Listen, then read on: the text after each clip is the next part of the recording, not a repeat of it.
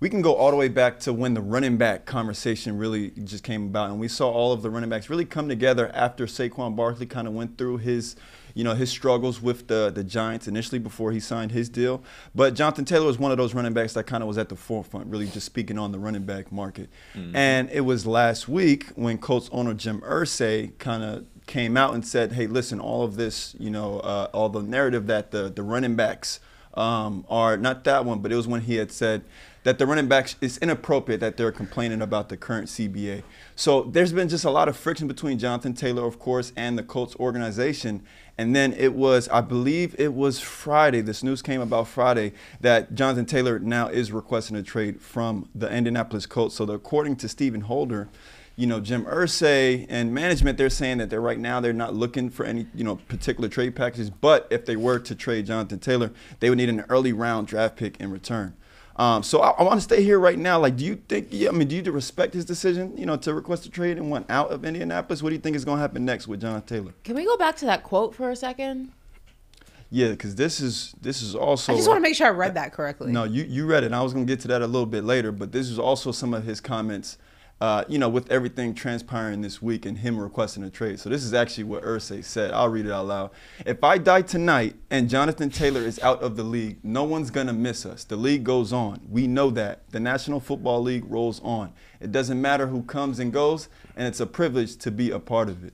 Those was Irsay's comments just regarding really Jonathan Taylor in this whole situation. This is a real quote from him. Is that a real quote? That is a real quote. That's a real quote. From the Colts owner, Jim Irsay. So yeah, it's a lot to unpack here. Okay, it's a lot. Well, first of all, this man has a family outside of football who I'm sure who would miss him if he were to die. But that's just such like an extreme way of like saying what you really want to say, and that is, I own you, do what I tell you to do. Like, I would have more respect for him if he would have just came out and said that. This whole like, if I die tonight and he's out the league, no one's gonna miss us. Maybe no one would miss you, but like, I'm sure people would miss him. Right. But that's how they think. It's just such a plantation mentality. Thank you. Like, it's such a plantation, just like, you are my property. You do what I tell you to do. Don't think unless I tell you to do it. Don't breathe unless I tell you to do it. Don't want better for yourself unless I tell you that you want better for yourself. Like, just say what you want. This whole roundabout way of like saying, oh, well, it's a privilege to be here. No, just say what it is. I own you, and you don't make a move unless I tell you to make it. Like, I'd have more respect for that. All of that rest of that is a bunch of chit chat and ridiculousness. I'm not even like whatever. It's ridiculous. So before you tee us up again, Corey, I want to respond to what Ashley just said. Okay, Brandon, why you play for 6 teams? Brandon, what happened here? What happened there? It's exactly this. He just showed us not only how he thinks, but how all 32 owners think and how they operate. And this is why I'd be so frustrated with our players when we buy into this whole team thing. When we buy into this whole, I want to be a Colt for life. I want to be a Bear for life. Look, it is a privilege. It is an honor, right, to be in the NFL, but it's also a privilege and an honor to have an opportunity to be around the Jerry Rices and Tom Brady's of the world, because they're the ones that's helping you create this wealth and building your damn organizations. That's going to stand 50, 100 years after they leave. So you always got to pay homage, and you always got to respect the people who built this product.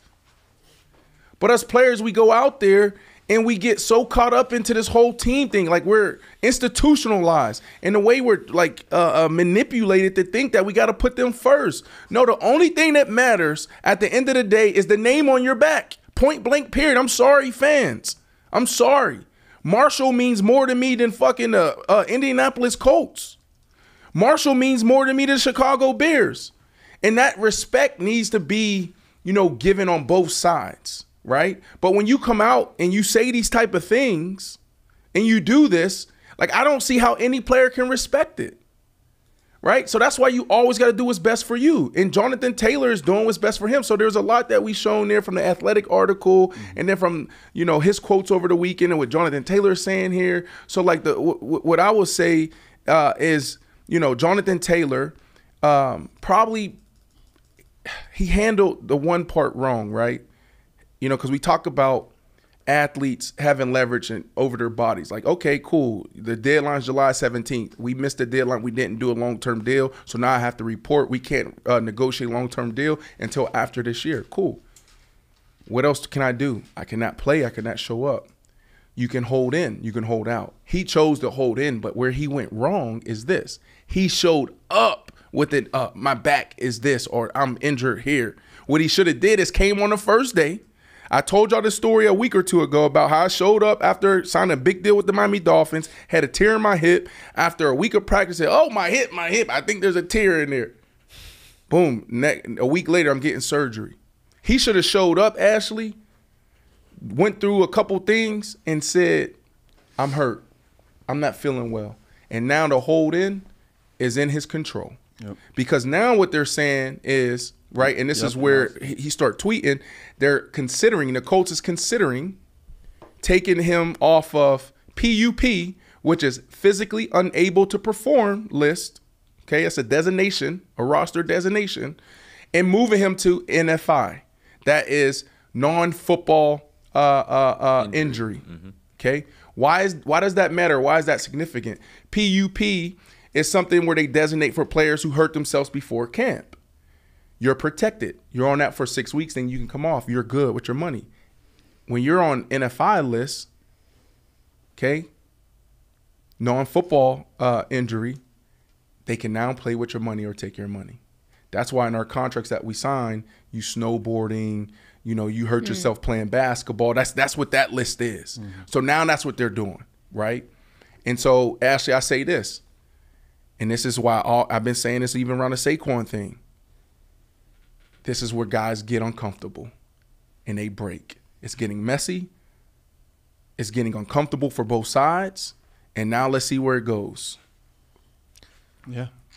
Anything to add there, Ashley, before we move on? No, I mean, I think that it just, everything Brandon said is factual. And I think that this is, why even when players get their deals and, people think that it's all going to be fine and dandy and let bygones be bygones, I'm a firm believer that the true character of somebody is shown to you when things aren't in the best situation. What I mean by that is it's easy for someone to be kind and considerate and loyal and trustworthy when things are sweet. But it's when shit hits the fan that you see the true character of somebody, how they deal with you, how they interact with you. And I think time and time again, we are shown in the NFL particularly, because I think that the NBA and the MLB are so much further along in progression, with their leagues than the NFL is. The NFL continues to have a slave mentality. And they give the players scraps and compare to what the owners are making. But even besides that, I think that you see the true way that a lot of these owners and these organizations view players and view athletes in situations like this. That comment was disgusting. Yeah. That comment had underlining tones of racism, of superiority, of just prejudice. Like, if you read between the lines, he's saying exactly what he feels, but he's trying to sugarcoat it. Mm-hmm. And that is, I own you, do what I tell you to do. Because you're making X amount of money, you should be grateful for that. It's a privilege to play for my team. It's a privilege, as if you shouldn't want more for yourself, you shouldn't want more for your family. And as if wanting those things makes you a bad person, makes you a bad individual, makes you not a team player. It's this sick, reverse psychology that has always existed, that if you want more for yourself, you're a bad teammate. You're a bad locker room guy. You're not grateful to be here. You're not grateful to be the 1% that makes it to the NFL. And the two are not related ideologies. And it's comments like that make you realize, as far as the league has progressed, it's still antiquated in the way that it thinks. And there's nothing you can do to change people's minds like that. The only thing that you can do is what the Commanders have done, and that is they now have an owner of Magic Johnson, a part owner, who comes from a different community, who comes from a different cultural background, and can go ahead and change that organization from the inside out. That's the only way to change the minds and the hearts of these owners, because there's more of him than there are of Magic Johnson. Right, and that's why they say, equity, representation, all that matters, right? Because you need someone at the table that can, represent, a different group outside of the majority in whatever setting. This is, Ashley, why I, started my little soundbite by talking about, Brandon Marshall this, Brandon Marshall that, because, this is the mindset, right? He's showing us this, and I said that, right, where it's like that one, throw the quote back up. There's one little sentence, there's one little part that, I really want to dive into. The quote, Jim Irsay, right?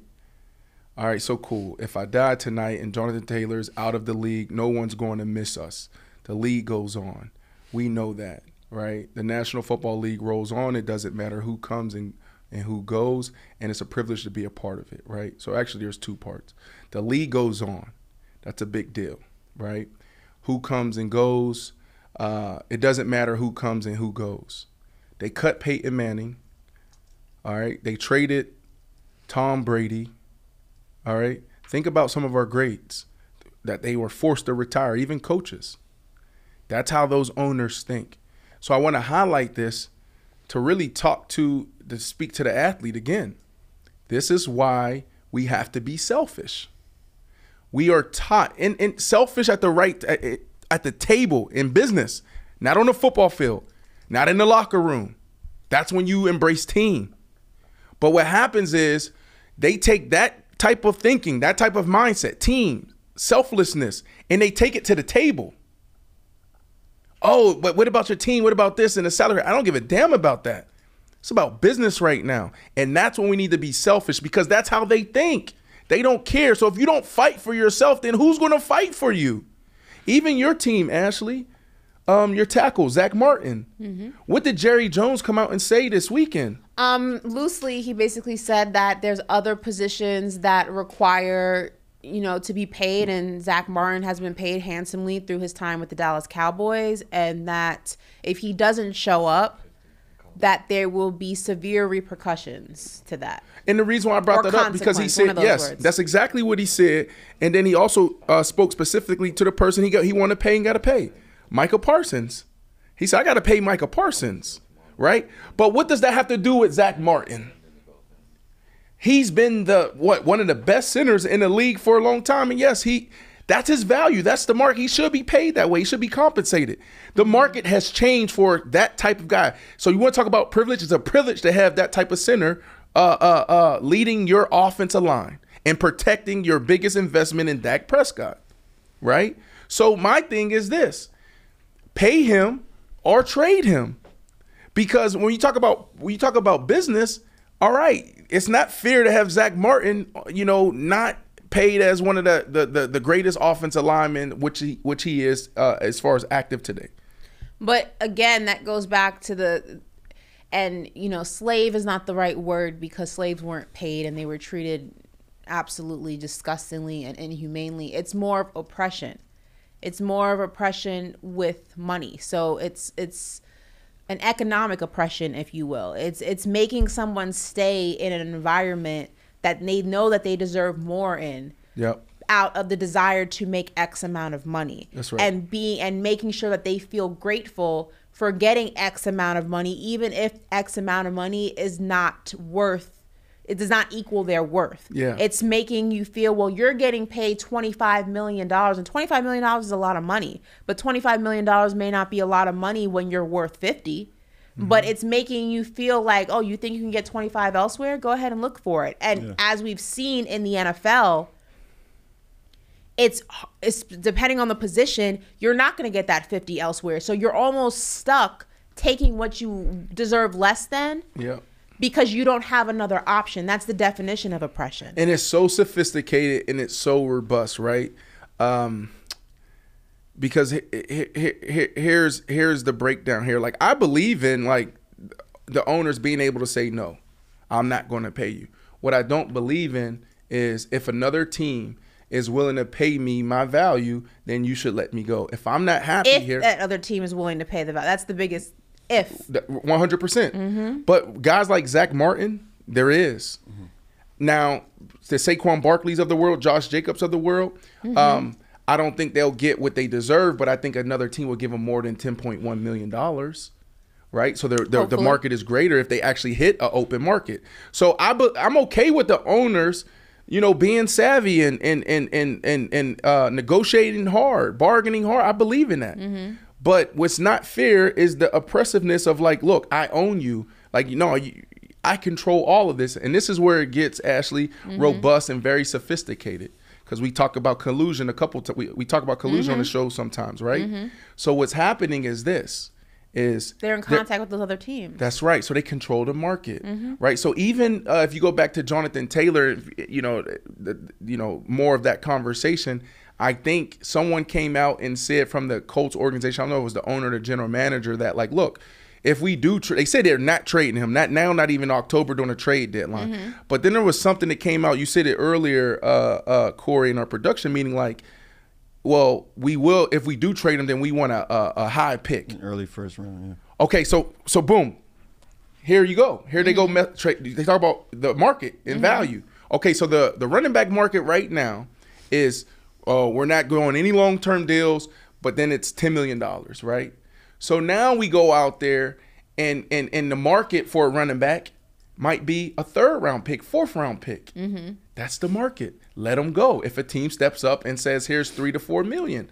But what they're now saying is, we're still going to control you. This is the oppressiveness where now I want a 1st round pick or a 2nd round pick. That's not the market. You can't have your cake and eat it too, owners. You can't. Nope. That's where it gets really complex for players.